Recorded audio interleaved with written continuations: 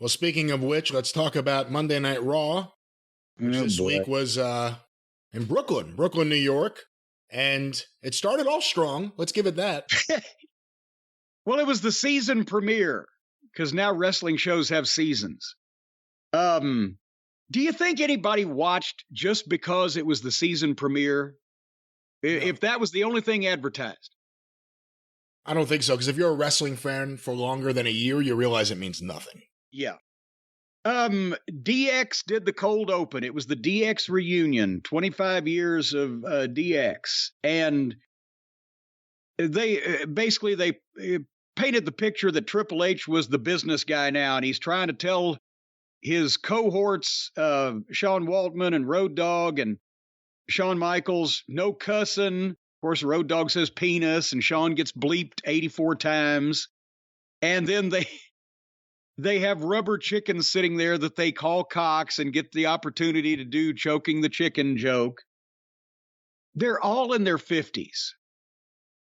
And I'm not going to be the one to say, no, DX isn't over. They weren't popular. No. They were popular. They were over. The people wanted to see them in Brooklyn. But this is the problem. When you had a gimmick that was specifically tied to a certain time period that was perpetrated by guys that were a little bit on the upper edge of the age group for that at the time, and now it's 25 years later, this doesn't age as well for them to do their shit as it does for Austin to do his shit, or The Rock to do his shit, or Undertaker to do his shit, because their shit was juvenile 25 years ago. And I'm not talking about their working ability or their ability as talents in the ring. I'm talking about the whole goddamn DX, rubber cocks, crotch chop, suck it, that thing. That was, as a lot of people are saying, it's like ECW television. It worked from 1994 to 1999 because everybody else was doing the same thing. We talked about that on the DX biography. But anyway, that's the problem when you have a juvenile gimmick that gets over, and then you try to go back and do it 25 years later, and people were like, well, that's kind of what it was, right? They just said shit that now we hear on cable television, but they still can't say shit on USA. We found that out later on. But anyway, having said that, the show opened strong with the first live segment. As you mentioned, the new announcer, Kevin Patrick, he's been somewhere in that system. I've seen clips of him on Twitter, but has he come from another show in the canon, or was he just doing interviews or something? I think he was the soft-spoken interviewer backstage on Raw, but I thought his name was like Liam or Simon or something. I didn't know what his name was. Well, Kevin Patrick's probably not his real name. And is he Irish or Scottish? He's soft-spoken. I don't know who he is or what he is. He's soft-spoken, but he's got an accent. He's not soft-spoken from Mississippi. Corey Graves is doing his Jesse Ventura where he's like screaming the whole night. And the other guy's like, oh, well, look at what he's going through. Kevin Patrick sounds more like Miss Linda, actually. But anyway, so the Bloodline is out first. And they start their entrance about 5 minutes into the show after we've had the DX business and introduce the new announcer. And then Roman Reigns first speaks at 9 minutes in. It takes them 4 minutes. I know they're big stars, and I know it's a big entrance, but they're not the only ones. I think that's why this show takes forever, is because they feel like instead of filling 3 hours with action, we'll make everything last longer. But however, this is the top group in the business right now. This is the modern day Four Horsemen. Roman Reigns is great. Paul Heyman's great. Sami Zayn is incredible. He's getting these Sami chants every time he opens his mouth, or even he'll hold his finger up like, may I speak? And people, oh! And he's become one of their biggest baby faces as a giant sycophantic suck-up. But at least he's on this show, he's fun to watch, and that's few and far between. He's fun to watch, and you enjoy the interaction between him and each member of the Bloodline, because everyone has a different reaction to him. And now this week, basically Roman Reigns has given Jey Uso to Sami because he's your problem. And now Sami and Jey hates him. And yeah, like you said, the individual interaction between all, and every time that Sami opens his mouth to interrupt Roman Reigns and Heyman goes ballistic, like, are you out of your mind? And then Roman will say, let him talk. Oh, I'm sorry. But so Jey still doesn't buy Sami or want to be around Sami. But now Roman has dictated that Sami needs to be able to handle Jey's anger issues and blah, blah, blah. But then here comes Riddle. And more bro. Maybe that's why I don't like him so much. Bro, I'm shell-shocked by the bro thing. But he acts so goofy when he challenges Roman. And I was afraid Roman was going to accept. Thankfully, he blew him off like a fucking goof and said, nah. But then he asked, well, give me one of the bloodline, bro. And so Jey offers Sami. And, of course, it does get bogged down a bit. But finally, Jey goads Sami Zayn into accepting a match with Riddle for later on in the program. So, again, at least they're doing something that ties in later on with somebody that the people are halfway interested in. And I know people are interested in Riddle. I'm just not one of them. He just acts, it's not endearing, goofy, like Rick Steiner in Mid-South. It's just a person acting goofy for no apparent reason. You know what would help him, and I think it hurts him, and I understand why they have everyone in their wrestling outfits the entire show, just in case a brawl breaks out in the back or something. But I think if Riddle actually was out there in street clothes, talking and acting the way he does, it would make it more palatable. But he comes out there in his shiny, faux leather outfit. I think that's the thing. If he talked the same way he did but was wearing actual clothes that real people wear, it would make it seem more real. Instead, it just seems like he's doing his little performance and he's going to run in the back. I agree with you. I hate that whole thing about him. I like him in the ring when I've actually seen him have a good physical match, but it did work here, him playing off the bloodline. Yeah, just the scooter and yeah. Anyway, what do you think of the stuff? Again, I was going to say, what do you think of the stuff with Jey Uso?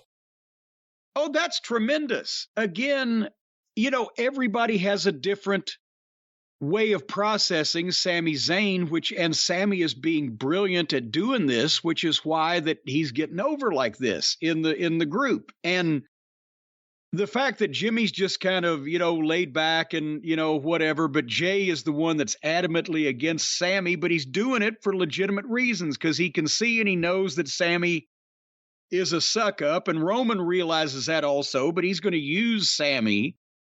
But Jey just doesn't want to tolerate him. They put a lot of thought into this and the way everybody interacts. So, again, strong point of the show, but by the time we got the first in-ring interview and the challenge for the main event out of the way, we're 20 minutes into the program. It's just a lot of this stuff is stuff that could move quicker but then the problem is, do they have enough talent? If they actually had, room for more matches and more guys to be exposed instead of people being out there for 30 minutes, do they have enough talent to fill it up? It's a shame that the biggest promotion in the world might not. It's weird how much more live it feels on Raw with the Bloodline than it does on SmackDown. Even though it's supposed to be live, it feels taped every week. Am I the only one who feels that? Like, it felt more lively on Raw. Well, they have more time. And here's the thing. If they're trying to do the same show on Friday on SmackDown in 2 hours as they do on Raw in 3 hours, SmackDown's going to have to move a little quicker. Whereas Raw, especially these guys are doing these live interviews and the people that can talk, they know that the pressure's not on them, especially they're out first. So the bloodline goes over a little bit. They're probably not concerned about that on a 3-hour program. But it just, same format, and it takes a long time for anything on Raw to happen. And then the next match, it's almost, now they're trolling us. But again, everybody has hope for Triple H's administration of this thing. But there's one person, I don't know what his fascination or fixation is with this guy. I don't know why this guy gets so many chances and gets put. It's like he's the, WWE equivalent of Pockets, the company mascot. Triple H must love him. Johnny Sameface. The next match on Raw is Austin Theory against Gargano. And the thing, I'm sitting here looking at Austin Theory, a guy that should and probably will be WWE champion in the next 3 to 5 years, who's got the size, got the physique. His work for this stage in his career and to be this young is nearly impeccable. He's had the little things. He's got personality. And he's being put in a position now to do a job to this diminutive, emotionless piece of human pablum, half his size. And I'm thinking, does Gargano have pictures of Triple H with a paralegal or a goat? Why? And now his wife is back. What is it? Their Theory is a foot taller, obviously has more of everything that you would want in a wrestler, and it's a showcase for fucking Johnny Sameface to beat him. He went for his rolling drop kick, and Sameface super kicked him. Theory rolls out to the floor. Sameface does a dive through the ropes and DDTs him on the floor and then rolls him in and hits another DDT. 1, 2, 3. So that wasn't even just a win, but he beat him flat in the middle of the ring with no bitch, no gripe, no out. He should have pissed in his mouth while he was down there. Can you think of anybody on this roster that belongs more in AEW with the rest of the children than Johnny Gargano? I was paying close attention to this because there are matches of his that I've liked in the past, specifically tag team matches. But he does seem to be a guy that Triple H and the voices that Triple H listens to seem to really like. Inside his head? Well, I don't think they're inside his head. I think they're inside a performance center down in Florida. They like him, and he likes them. And I was watching to see how the fans reacted to him, and I'd like to talk to some people in the building because it sounded to me, and it looked to me, like there wasn't a big pop for him coming out, and they were piping in audio. And I'd like to know, because we said it last week, I think, Triple H is bringing up all of his last batch of NXT guys, and now all at once, it seems, they're all ending up on the main roster. I guess Indy Hartwell and Braun Breaker will probably be next. They're all ending up on the main roster. Gargano's been away, he's back. Even when he was being pushed in NXT, we always said, how's this guy going to work on the main roster? It wouldn't work with Vince, and it wouldn't. But now the question is going to be, will it work with the fans? And I think time will tell. But back to Austin Theory. If they're not punishing him or trying to humble him or trying to break him like a fucking dog, I don't know what they're doing. Because as soon as he comes out there, he looks like a star. Other than the fucking selfie thing, enough of that. Treat that with the Vince era. That was probably Vince. Let that go. Other than that, let the guy let him shine already. But he loses every match we see him in for months now, ever since he got that briefcase. And I guarantee you they'll figure out some way to shove that thing up his ass too. All right, well, speaking of shoving things, they shoved Shush Gable down our throats against Rey Mysterio. And again, we liked Gable when he was a tag team with Jordan. They had a tremendous match or matches with FTR. He looked like a completely different person. Then they cut his hair off. They made him shorty. Now they've made him a comedy guy that goes shush all the time. He talks like a child, along with his dim-witted sidekick Otis. They've both been presented like jokes, and now we are expected to watch him against Rey Mysterio. And I didn't. The finish was Rey Mysterio won. But then here's Dominic and Rhea Ripley. And they confront Rey Mysterio, and Dominic tries to make Rey fight him and slaps him, but Rey won't fight. And this went on for a long time. And finally, Ray ended up attacking physically Damian Priest and Finn Balor. Well, they jumped in and he fights them, but he still wouldn't fight Dominic even after Dominic flattened him and then said, more, hit me, hit me. And I'll get to the end of this angle in a second, and then the reason why I'm like stressing. Again, Rey Mysterio turns away, and Dominic jumps him from behind again and gives him a 619. And it moved at a snail's pace because there was the over milking of hit me, and the announcers lay out so we can hear the audio in the ring. That's fine. But this is all okay. All of this interaction, the son turning on the father, multiple heels jumping the single innocent babyface, it's all okay with the WWE because nobody is trying to stop it. No chaos, no urgency, no jeopardy. The heel in all these angles, I'm not just talking about this one. It's like a stage play is unfolding in front of you, and there's no reason to believe it or invest in it. It's just part of the program that is being presented to you. But there's no sense that something's out of control. There's no sense of the bad guys getting away with something.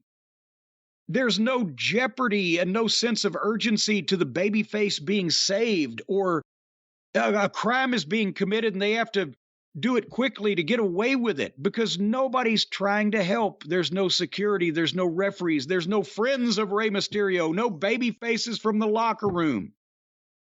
The announcers are just talking about, oh, what a horrible thing's going on here. Nobody's calling the police. Can I make this any more plain? Unless you are attempting to make it look in your presentation like something heinous, illegal, immoral, against the wishes of the promotion is happening at the behest or the responsibility of the heels, and they're rushing, trying to get away with something, and somebody eventually is going to be just a day late and a dollar short, but they're trying to stop it, then this is all just gaga. And it's just South Park, isn't it? I mean, that's one of the big problems with wrestling. I was going to ask you, how much of that, the lack of people running in to help, the lack of reasoning behind there being no one to run in to help, how much of that is a symptom of bad booking, bad creative, and how much of that is we have 3 hours to fill, we have to draw this out as long as possible? Well, no, it's not a symptom of that because you don't need to. Vince liked everything to be over milked. The way I learned in the business was that, yes, you want to portray things that people do. You want to portray it to the fans physically with your body language, etc. You want to make sure they get it and it doesn't go right past them, that the thing registers, but also you're in the middle of something that is supposed to be unfolding naturally, on the fly, not pre-planned. As it happens, either the heels are trying to cheat and win, or cheat and get an advantage, or attack someone. The person being attacked is trying to stop it or fight back. If something is unfair or illegal, there are people that are emissaries of the promotion in some respect that are trying to stop it. Here's the thing. If you're driving down the side of the road and you see a big building going up in flames, it's on fire, and there's tons of fire engines around, and there's firemen with hoses, and they're shooting it, and there's activity, and there's some, chaos going on while this is trying to get under control. Wow, that's a scene of just mad panic. Holy shit.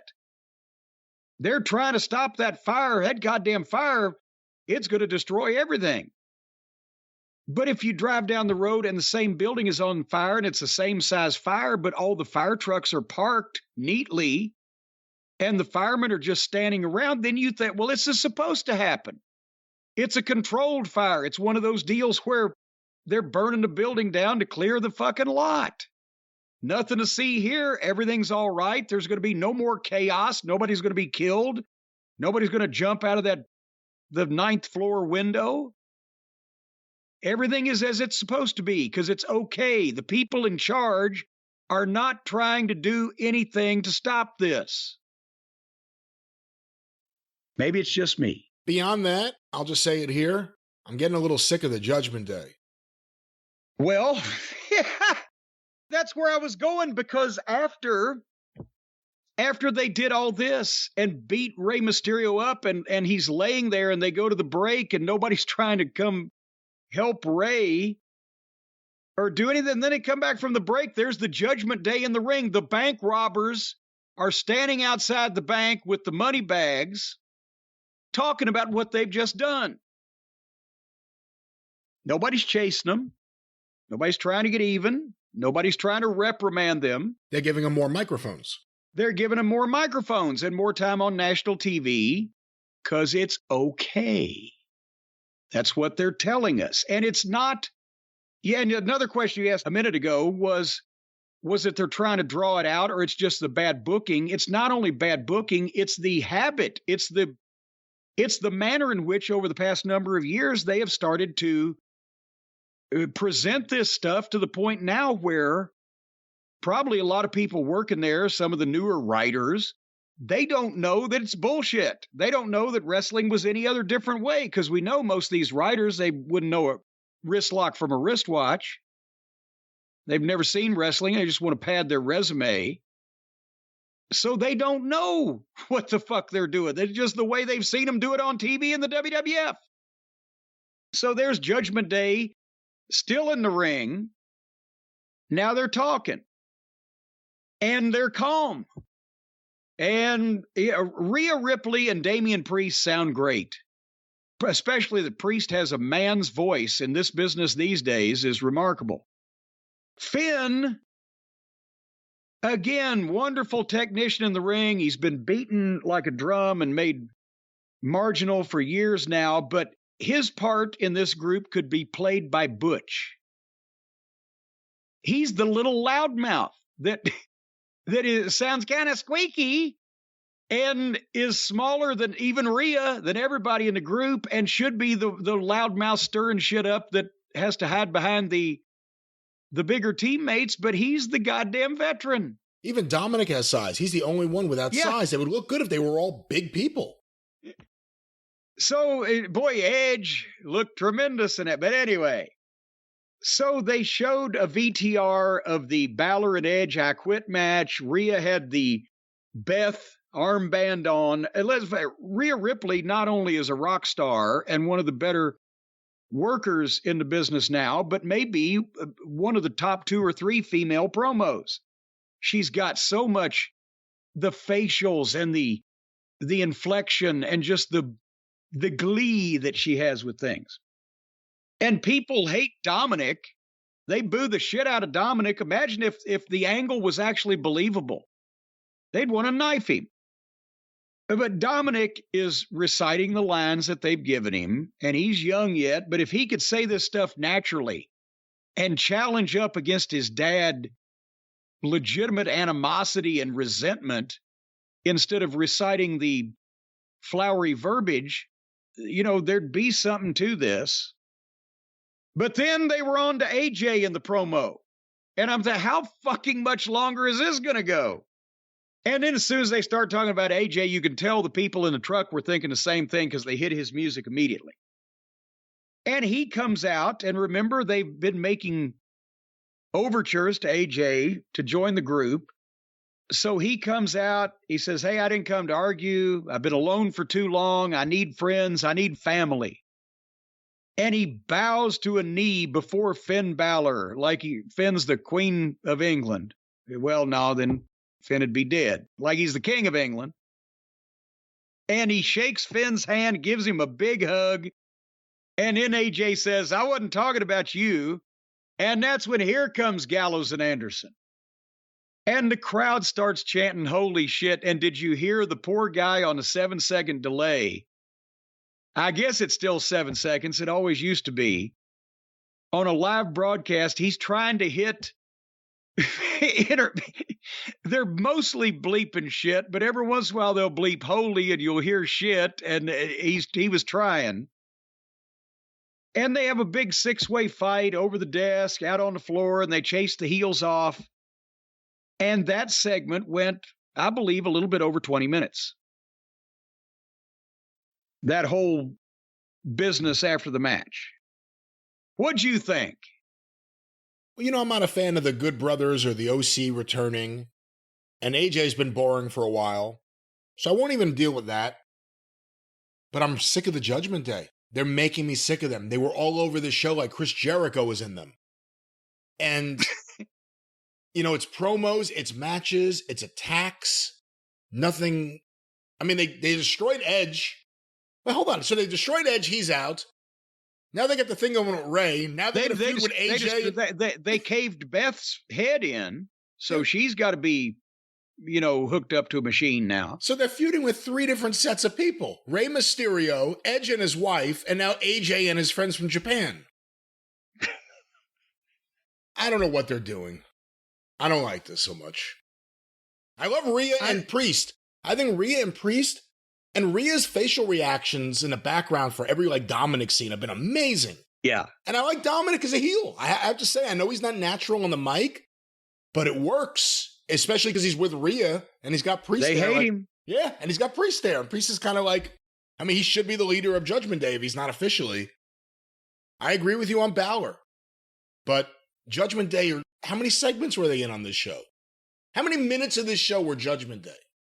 They should come up with a mixed tag team title and put it on Damian Priest and Rhea Ripley. Is that what would make you accept a mixed tag team division? If all of the other mixed tag teams were merely fed to Damian Priest and Rhea Ripley to put them over, yes. Who do you think will win a match? Damian Priest and Rhea Ripley versus Johnny Gargano and wife? Oh, good God. Let's get to her, since you brought that up. The next match, remember I just said, had Extreme Rules. And everybody missed a point on that one also. Let me just update everybody on Extreme Rules. I heard a lot of people say, oh, Cornette, if the name of the show was Extreme Rules, what'd you expect? I didn't expect women bashing each other with baseball bats as fucking transition spots. I didn't expect everything on the show to be so phony.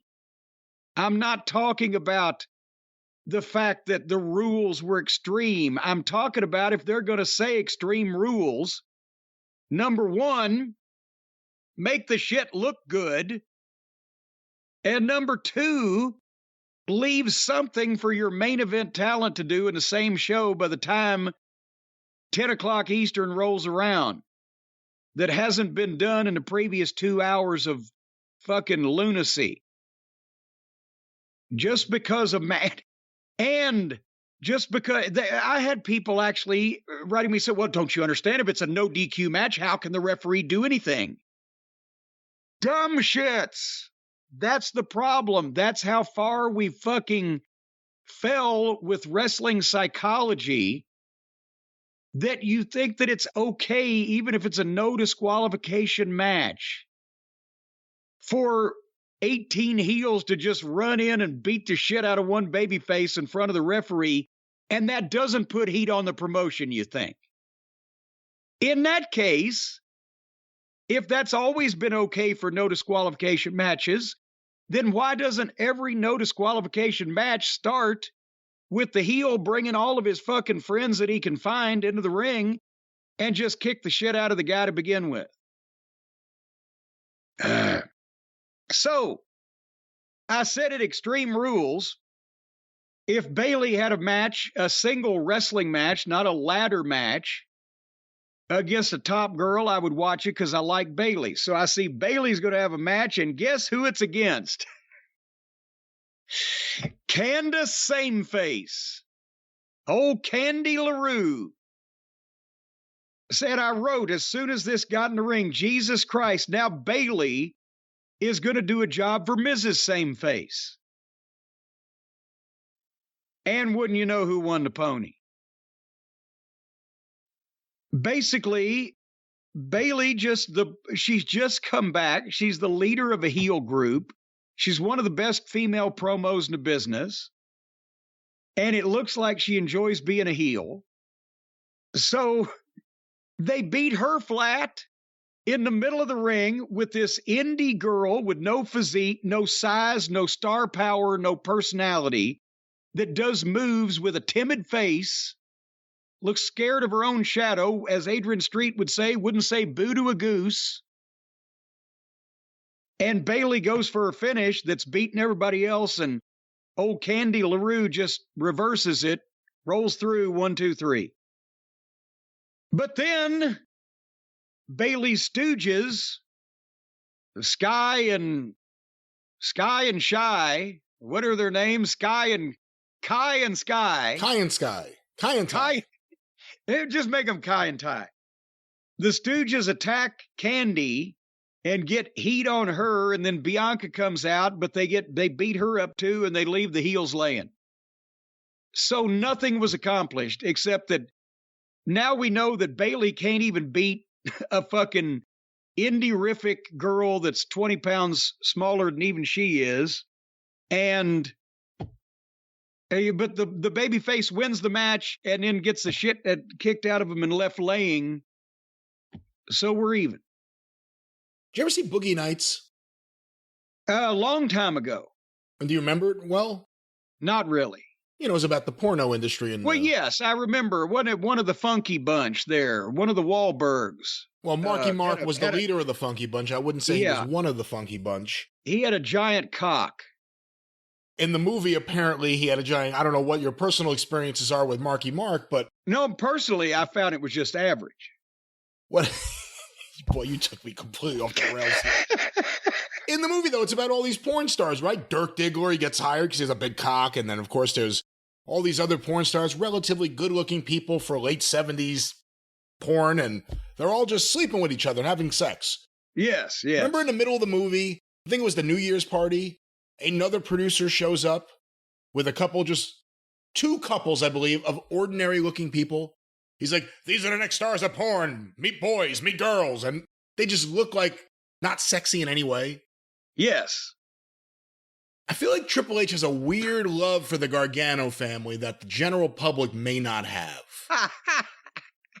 People still want stars who are stars, not really nice people that you like and you're going to push nonstop. So you're saying that if Johnny and his wife were in a porn movie, you wouldn't watch it? Certainly not. Certainly not.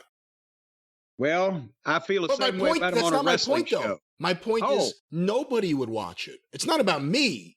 It's about the general public. Now, we'll see. She's not as egregiously no-faced as her husband. But again, everyone from that last batch of NXT, Adam Cole, if he had stayed, he would have been brought up. Keith Lee, he would be in the mix right here. It's that entire last batch of NXT, whether they should be on the main roster or not. So we'll see what happens. But boy, you think poor Adam Cole also, especially depending on who hurt him and where he got hurt and how he got hurt, but it had to be in AEW. So he's over there with all those reckless, drop you on your head motherfuckers, and hasn't wrestled in months because of a concussion, apparently on top of whatever injury he had before that he was dealing with. His shoulder, I believe. Or he could be back on Raw under the guy that pushed him to the best spot in his entire career. Oh, listen to you. You sound like a regular Bobby Fish over here. Well, I'm just saying, it don't take a big mouth bass to swallow that fucking hook. You know, if Triple H has brought Same Face back, if Adam Cole might be the WWE champion by now. And speaking of a former WWE champion that ought to go away, so they had a birthday party for The Miz. And his wife, Maurice, not to be confused with one of the brothers Gibb, Maurice, introduced him, and it was a WWE Monday Night Raw segment. It was like Vince had never left. He comes out the ring is decorated with balloons and tables and gifts and an ice sculpture. And as usual for the WWE, way overdone and clownish looking. And I'm not going to spend time on this because it didn't deserve it. But Maurice gave Miz 2 big red balls with his picture on them, 2 massive balls to fit his big giant bat, because he had carried a baseball bat to the ring with him. Everybody now in wrestling wants to play baseball. Taking my gimmick, the Louisville Slugger. How many people now carry a baseball bat in wrestling? Jericho has a bat. Yeah. The bats occasionally. Who else uses a bat? Sting has a bat. That's right. Right. And then there was the whole Ronda Rousey and Liv Morgan thing. They've been using the bat. Now Miz has a bat. Remember when it was just Bill Watts walking tall? Anyway, Miz goes to look at the rest of his gifts. He picks up a box off of the table that is set up in the ring by Miz's wife for his birthday. And wouldn't you know, Dexter Loomis's head is in the box. It's like the old Dick in the Box spot. He picks the empty box with no bottom up, and there's Dexter Loomis's head sticking out from under the table. So he puts the box back on the head, takes the bat, and starts bashing the box in. But of course, Dexter has disappeared because he's gone underneath the trap door. I mean, this is Magic Elementary 101. And old Miz is standing there. Loomis comes up from under the ring back behind him and grabs a hold of him, and he's going to choke him out or put a sleeper on him or whatever. Miz is flailing his feet and kicks Maurice, but she stops short of the table with the cake on it in a phony and overly dramatized way to indicate that she didn't go in the cake. And then apparently the spot was supposed to be that he was still kicking and would kick his feet up and shove her into the cake the second time. But I don't know if she's too far away from him. He didn't get his foot up far enough. He put his foot in her ass and kind of shoved, and she stumbled forward and tripped and missed the cake. Missed the cake. Her face went to the side of the cake, and then she fell behind the table, and on the way down had to grab some of the icing on the way by with her left hand and smear it a little bit on her face. Because is that the first time, Brian, in the history of wrestling, the heel has missed the cake? You would be an expert. You never missed the cake. You broke your nose, or you got a bloody nose in the cake. I didn't break it, but I got a bloody one time. But I've never seen anybody miss the cake. Actually, let me stop you. Didn't it happen in AEW? Am I wrong to think they did a cake angle there with Mark Sterling or something, and he missed the cake? Well, no, he still got some on him. Okay. I mean, she completely missed it. I think he got some on him, but did that? No, they tried. It was like a pie in the face where they were throwing it, and the thrower missed mostly, or something like that. But this was a complete whiff. Missed the cake. So then, explain this out to me. Miz then got loose from Loomis and ran off. Maurice looks at Loomis and they stare at each other. Maurice rolls out and storms off down the aisle. The crowd is silent. Loomis goes over and picks up the cake knife, and then he stabs the air out of the balls. And the crowd is silent. And then he looks at the cake. And then to entertain themselves, the crowd starts chanting, "Eat the cake, eat the cake." And he takes a bite, and that's the only pop of the segment. What happened here? This Loomis Miz stuff isn't going away either, is it? Not a bit. Who gets a kick out of this? We used to say he's like a serial killer. It's not even that. He's like a weird stalker who's never... It's not that people don't stop him. No one does anything. They just let him do whatever he wants. He pops up every week, kills the Miz, and it pops up again. But he's not dangerous because he never does anything that leaves a lasting mark on anybody. Is he still married to Indy Hartwell? I don't think so, because she's not on the program anymore. She's on NXT. Is she? She is. When you, I saw the videos going around because it's such a unique thing. Last night on NXT, as we were recording, she won a match with a superplex. well, bless her heart. Well, anyway, moving on. DX was in the back of the arena talking to the two job guys that are about to face Almost. And then Miz and his cake lady came in upset with his deflated balls. And Road Dogg apparently can make matches now on television. And I mean, I know he's back working in the office, but I don't think they've said that on TV. The announcers joked about it a time or two. But Road Dogg made a match for next week where it'll be Miz versus Dexter Lumis, Balls versus Leave Town. Is that the way I understood it? I don't know. If Lumis loses, he's got to leave town. But if Lumis wins, then he gets Miz's balls or something. I don't know. And then Almost beat the two job guys. This is actually the best he's ever looked. Almost. This is all he ever needs to do on television. And we would have a better opinion of him if this is all he ever had done on television. We saw him have a match with two matches, I think, with Bobby Lashley. We saw him have competitive matches with, or try to have them, with a couple of other recognized names. All you need to do with this guy, give him a couple of job guys and let him beat him in 2 minutes. That's the only way he's ever going to look good. And this was the Andre formula. How many competitive matches did Andre the Giant ever have on free television ever? Not too many, and that includes only in Mid-South. Yeah. Only at Mid-South. Watts could talk him into it. And Watts' way of presenting him made him look even better. But all right. So, and then they VTR'd the Bray Wyatt return, and we've already spoken about that and what my issue is between that Supernatural and Undertaker Supernatural. Here comes the Bobby Lashley in-ring promo about Seth Rollins. He's calling him out. He wants a match. He wants it right now. And music plays, and it's Brock Lesnar. And again, the people were, thank goodness, we got another star back at least. People were not expecting that. It had been broken, I believe, earlier in the day on pwinsider.com, but the folks in the building, they were happy to see him. And Brock said, holy, of course, they're chanting holy shit, and they're getting bleeped or trying to bleep, and then Brock says holy shit and gets bleeped.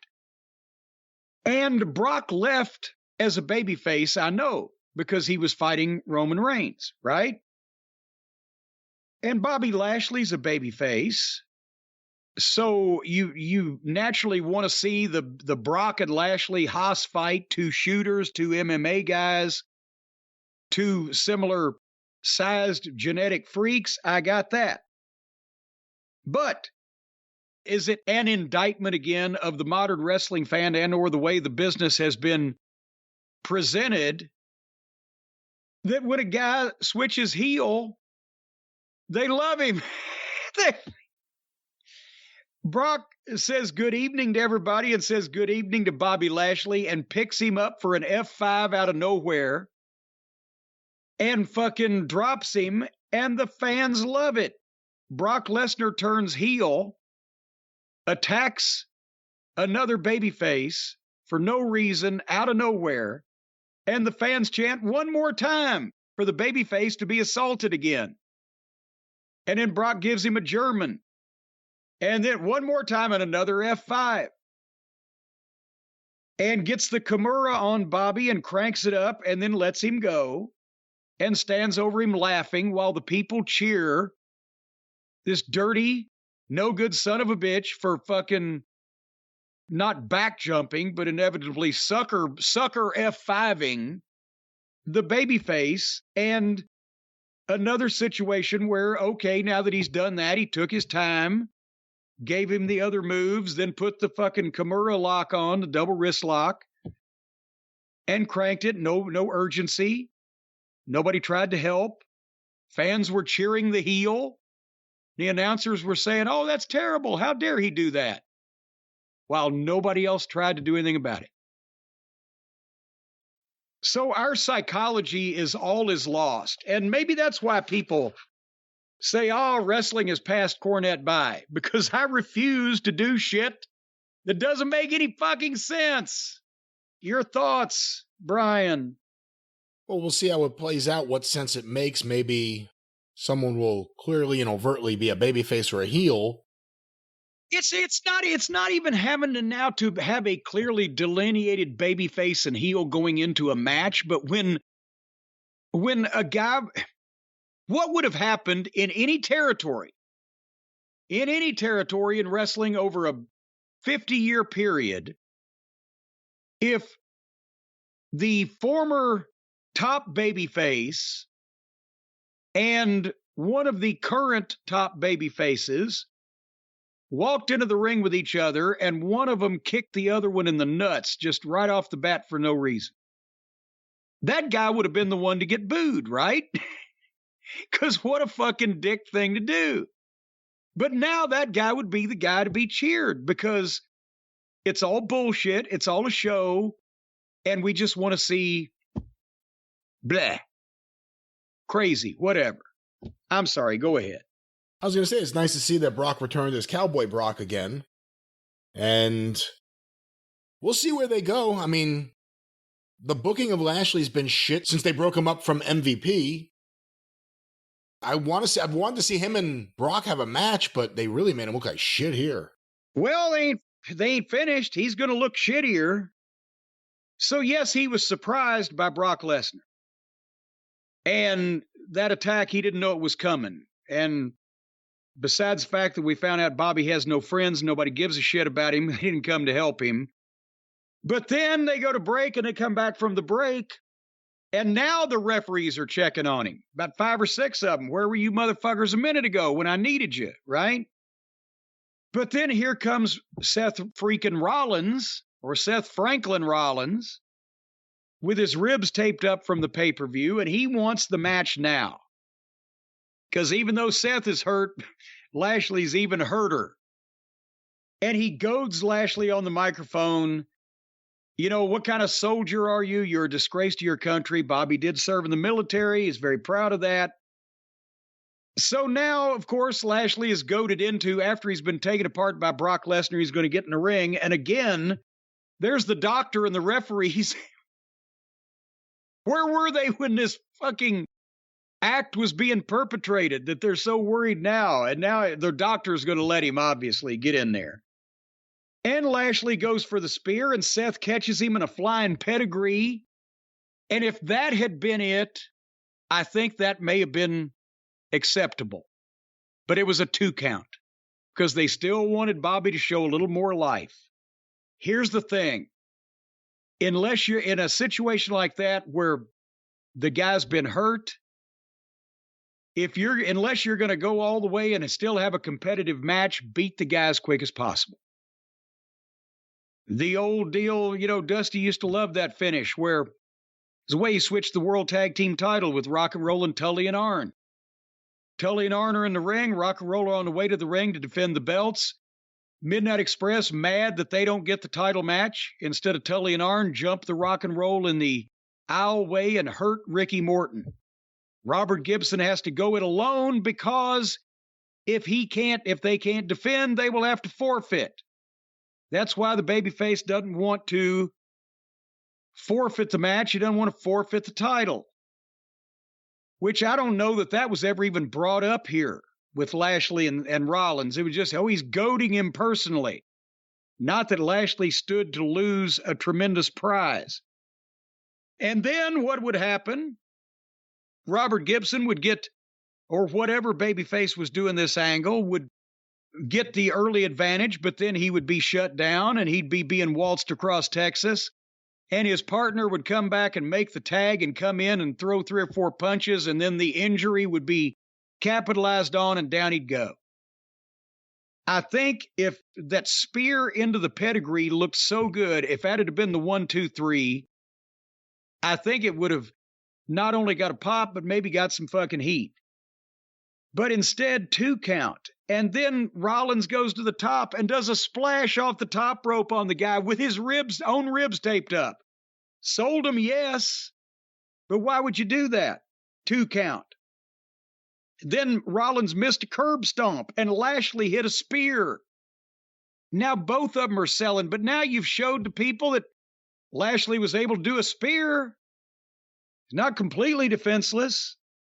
Lashley goes for the hurt lock, but he can't get it with the bad arm, so Rollins stops that. Super kick, elbow, curb stomp, leads the fans in, oh, oh, oh. He's leading the fans, and then instead of capitalizing on the advantage he got over this dangerous opponent, then he hits another curb stomp, 1, 2, 3. New United States champion. Lashley wasn't fucked by an opportunist who capitalized on he just got the shit kicked out of him by Lesnar. He was beaten flat in the middle with a fucking finish at that point by another fucking guy. And then after the break, he's in the back, basically said, I'll get Rollins later on, but I want to see Brock next week here on television. And he wasn't even sweating.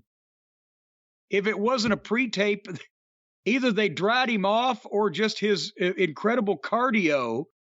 But he was wincing to sell. He was not visibly marked in any way and wasn't even sweating after getting the shit kicked out of him by Brock and being beaten by Seth Rollins. So Bobby Lashley needed MVP and the Hurt Business to be the star of the show, and that was a perfect showcase. As a soft-spoken, mealy-mouthed babyface by himself, he's twisting in the fucking wind. Your thoughts? They're booking him like he's Austin Theory. I can't really explain what's going on here. And again, you would think if he's the babyface, Lesnar's the heel and Rollins is the heel. And they were both treated like babyfaces, so I don't know what the hell's going on. Jim, do you think Lashley started that day, which ended so wrong, with a good breakfast? No, I do not. I do not think that he started with a good breakfast, because I think that honestly, poor Bobby Lashley, even though he tries to take care of his body, he's got to be in a horrible depression over the way that they're treating him. And he probably got up and ate a bunch of carb and sugar-filled processed food. And that's why that he was able to be taken advantage of that quickly by Brock Lesnar. But if he'd gotten up and had a quality breakfast filled with nutrients that wasn't bad for his body, he would have gone through all of those different opponents like X-Lax through a widow woman. That's what he would have done. And I'll tell you, folks, if you want to do the same thing, you know about our friends at Magic Spoon. I'm telling you, when you were a kid, you wanted to eat all that bad sugar and cereal and carb and processed stuff and everything. You wanted to sit down and watch cartoons or sit down and watch wrestling. And as a matter of fact, when I was a child, and when the wrestling program was on earlier in the day, I would sometimes have a bowl of cereal. I will not talk about what kind it was. It was the kind that looked like little rice and was very crispy. But that stuff had sugar and carbohydrates in it. And you know what else I'd do to it, Brian? I would pour sugar on top of that to make sure that the milk was sugary too. Thankfully, I turned out all right, but things could have gone south with the way that I was eating. Well, now, cereal that tastes good and is good for you doesn't have to suck. It just needs a little magic.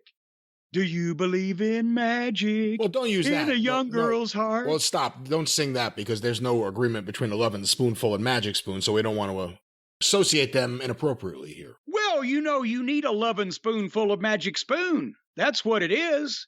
You need to get that spoon that you normally use when you're loving, and you need to take it into the kitchen, out of the bedroom, and you need to have a big heaping spoonful of loving, courtesy of our friends at Magic Spoon. They'll spoon you the loving. They'll fork you the loving. Every once in a while, they'll give you some loving on the top of a butter knife. What are you even talking about? And why did you have a spoon in the bedroom? But anyway, let's talk about Magic Spoon, a fun, delicious, and healthy. For loving.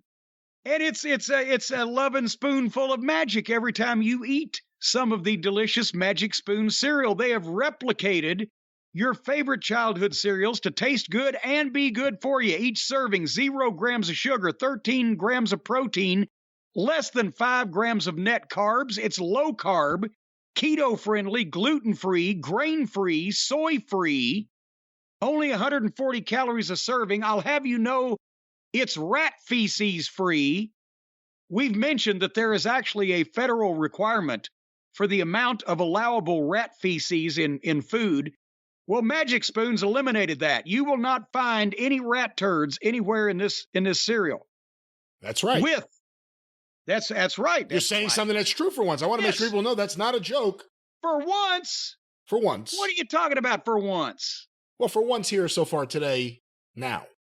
No excrement in this cereal, folks, but there is incredible and unique flavors. Cocoa, fruity, frosted, peanut butter, blueberry muffin. Everybody loves a blueberry muffin. Maple waffle, honey nut, cookies and cream, and cinnamon roll. Cinnamon roll cereal. Can you imagine? And you don't even have to go to the mall to get it. All you've got to do, folks, is go to magicspoon.com/Jim, Jim, to grab a custom bundle of cereal and try the magic for yourself. Do you believe in magic in your cereal bowl? See, that's where it's going to be. Or you can put this in a coffee mug. You can drink it out of a glass. You can put it in one of those feed bags that you tie around a horse's neck. That wouldn't be advisable. Well, you could do it. You could eat this stuff out of anywhere. There's a lot of things you can do, might not be advisable. But if you go to magicspoon.com/Jim, grab a custom bundle, use the promo code Jim at checkout to save $5 off your order. And of course, the Magic Spoon folks have that 100% happiness guarantee. One bite of this Magic Spoon cereal, and you will be so deliriously happy that you may have to be restrained, possibly with a straitjacket or zip ties. You'll be bopping all around the place going, I can't believe I'm so happy. I'm deliriously happy. Because you're 100% happy. You'll be normally happy. Sometimes people aren't normally happy. Well, you don't want to promise people or threaten people with delirium. You just want to say you're going to be happy and it's got a 100% happiness guarantee. That means this cereal will make you happy. That's 100%. If you don't like it for any reason, they will refund your money, no questions asked. I'd ask a lot of questions if it was me, but they're nicer than I am. Anyway, get that next delicious bowl of guilt-free cereal at magicspoon.com/Jim. Use the code Jim to save $5 off in the checkout process. That's right, Magic Spoon. And I believe, Jim, we've now established that Bobby Lashley may have been missing out on a good breakfast that may have caused some of the problems he had that day, but we still had a main event, and I'm sure they had breakfast too. Well, it's a riddle whether they did or not. See what I did there? Matt Riddle versus Sami Zayn. I'm not going to go into all the details. I'm enjoying the shit out of Sami, and he's a great worker, and I don't get Riddle. So here we go to the finish. They built this thing to where Jay had helped Sami Zayn once, and he didn't want it. And then he stopped him from doing it the second time. Sami stopped Jay from helping him. But then as they're going into the finish, he dumps Riddle to the floor, and he draws the referee, but the Usos are sitting there waiting, going, well, he ain't going to do anything. So at that point, Jay is holding Jimmy back from stopping Riddle from beating up Sami Zayn, and Riddle hits the RKO as a tribute to Orton 1, 2, 3. And Sami, that was the right result. The way that everybody's being presented, even if Sami is more fun to watch than Riddle, Riddle should have won the match, and they're still playing into the whole controversy between Sami and Jay and etc. So that was fine. That was the main event wrestling match, right? And did you have any comments on that particular match? No, like I told you, I think Riddle in the ring, once you get past the stupidity and the childishness and the bro stuff, he's pretty good. In there with someone really good, he could be really good. I don't know what the hell I'm saying at this point anymore, but Sami Zayn has been more enjoyable to me in the last couple of months than he has ever. And I used to like his stuff. I liked him a lot more than you did after he was El Generico even. I wasn't an El Generico fan in any way. But this is really good stuff, and he fits in with these guys, and it's working, and I don't know what else you want me to say. It was all right. Well, that's the thing, is that was the main event. That was a member of the Bloodline, the top heel group, going against one of the top baby faces, Matt Riddle. They had established this match as the main event in the opening interview with Roman Reigns, biggest, their Universal Champion, biggest heel. But it was the main event wrestling match, but it wasn't the main event segment. The main event segment, which started 8 minutes before 11 Eastern time, so 8 minutes left on the air, was the DX 25th anniversary reunion. And again, I'm not saying that DX wasn't over, is not popular, that people didn't want to see him. But is this an indictment of the current roster or what's been done with them, that the reunion of a group from 25 years ago, that this segment didn't contain any action? No new stars came out to beat them up, as usually happens with the legends, but I wonder why it didn't happen here, wink, wink. But no other new stars came out to get beat up. Nobody came out to interact with them to tie this into a current storyline and move that ahead, or just get a rub with verbally interacting with, some of the big stars of the Attitude Era. It was just like, here, we know that you stayed to the end to see this because these guys after 25 years are still bigger stars and are more attractive to viewers to get ratings than anybody we got on the show today. Because that's what this segment was. It was great. It was what the people wanted to see. They all come out and do their various catchphrases. Road Dogg did the introduction, de-geriatric X. He slipped that in. And he let the crowd say, "Badass Billy Gunn." And then Triple H thanked him for 25 years and got him ready to suck it. And then Michaels goes last, and they play the music, and they leave. And I'm not saying they should have done any more, but should that have been the last segment of the show? Should it not have been something earlier in the program that they milked and that they announced and they waited for? But is that the fact that is in their minds the audience grabber? Does that do any good for the modern talent? And I'll say one more thing. Do you know what it is like to compare this? They have the 25th anniversary reunion of Degeneration X, and they bring out the former tag team champions and 25 years ago was 1997, and they brought out one of them. Road Dogg and Billy were the champions. Shawn was the world champion the year before that.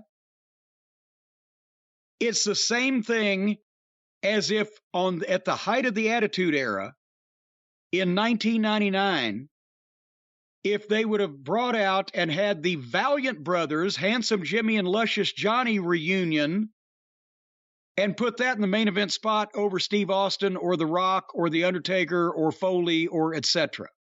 It's the same amount of time. Well, it says a lot about what they think their star power is. It also says a lot about how they look at themselves.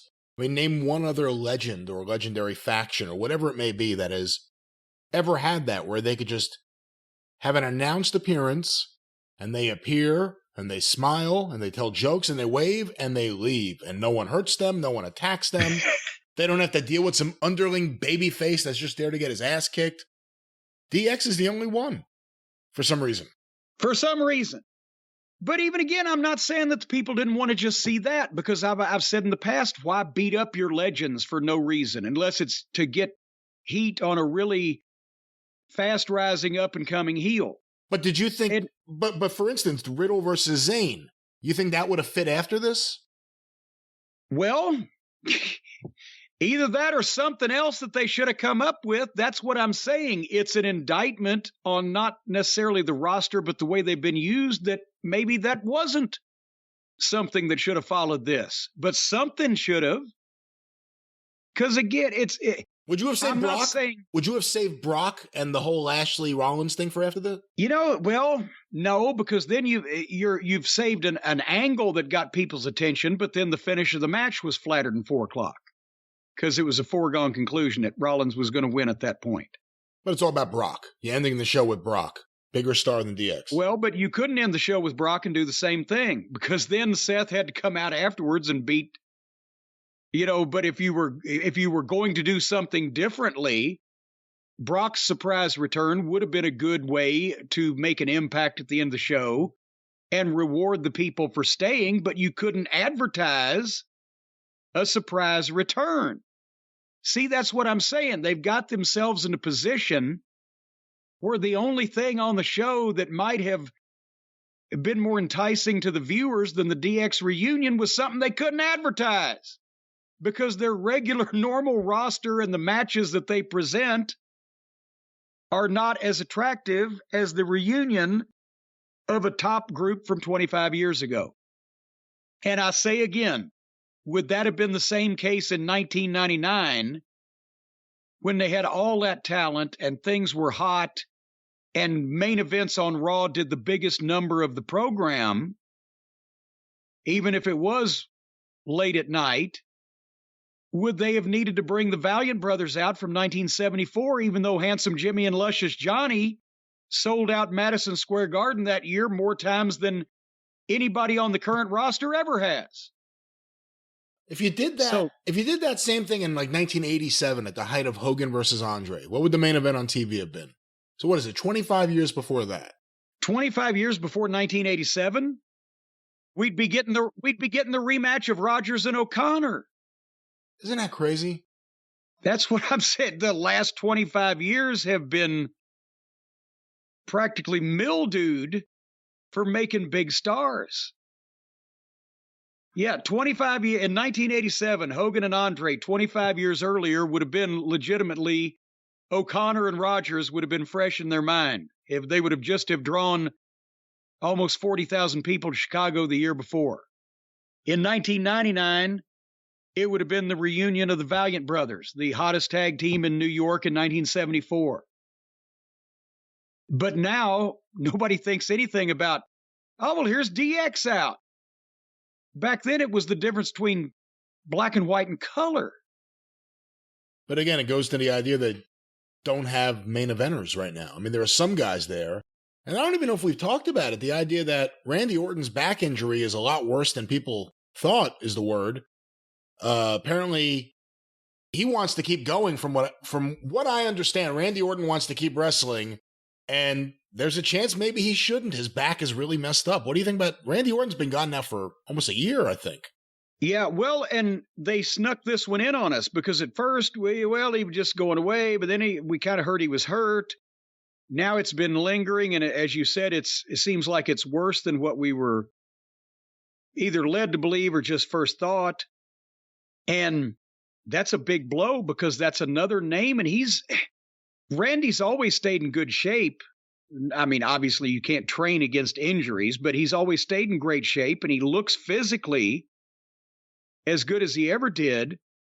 But especially now with a bad back, if he has, time left on his career to come back, depending on what this is, it's still not 10 years he's not going to want to be doing this, or certainly not on a regular basis. So who's going to replace him? Whether anybody likes Randy Orton or not, people have different opinions. He's a major star that people know and has been used in a prominent position for 20 years. And times like right now, you realize how valuable he is, where they don't have top guys. You realize right now how valuable he is. Yeah, when you see 30 minutes of Otis on Monday Night Raw, you realize how valuable anybody is at this point.